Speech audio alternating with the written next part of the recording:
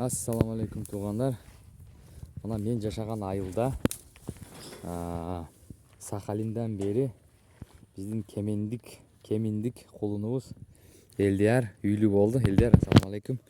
Ушул біздің мен жашаған айылда момдай татнакай таза жакшынакай үйді сатып алып, гаражы менен, үй бүлөсү менен толугу менен көчүп келиптир. Мен ушуну билбей жакында билдим. Азыр үйүнө коноктор келип, өзү дагы жакында келген болсо дагы элди чакырып, чайнаны берип, таанышып, азыр үйүнө киребиз. Элдиярдын туугандары менен, келинчеги менен, балдары менен таанышасыздар. Үйүнү таптаза кылып, чөптөрүн оруп келтирип коюптур. Кеминдик биздин жигит. Бул биздин айыл, мен жашаган айыл. Ассаламу алейкум. Кандайсың? Мынакей. Анан буга чейин бир апта мурда Болсунбек деген киши дагы келген, ал дагы семьясы менен. Мынакей. Анан биздин Лейлектен ака табалды ака. Табалды ака. Болсунбек ака, кандайсыз? Сиз дагы келипсиз. Ошол. Отурабыз, чай ичип. Кандай анан? Айтып бериңиздер, бир айта турган сөзүңүз болсо. Келдиңизби? Молодец. Сен күйөө баламдын кышында алган үйүндө отурабыз. Мына келдик, буларды куттуктап. Өзүм Москвадан келдим.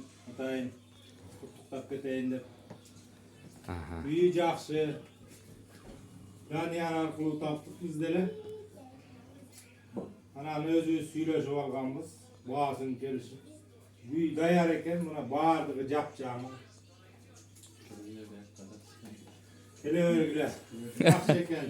Болот Кыргызстанда тыгыла бербей. Энен жер экен. Мынакей достор, туугандар, эгерде сиздерге дагы кандайдыр бир жардам керек болсо, чалыңыздар. Бул киши үйдүн ээси болду. Бияк кайнатасы экен. Болсунбек поселок имени Мамонтова көчүп келген. 7 баласы менен. 5 баласы менен. Үйдү ичин көрсөт десеңиздер, мынакей үй таптаза, жакшынакай, бүт шарттары менен, бүт мебелдери менен келген.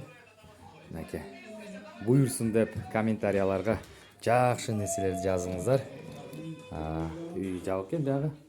Достор, кандай болсо дагы бул жаңы келген адамдар жаман эмелерди, ойлорду жазбай, жакшы куттуктап, жакшы нерселерди, жакшы каалоолорду айтып жазыңыздар туугандар.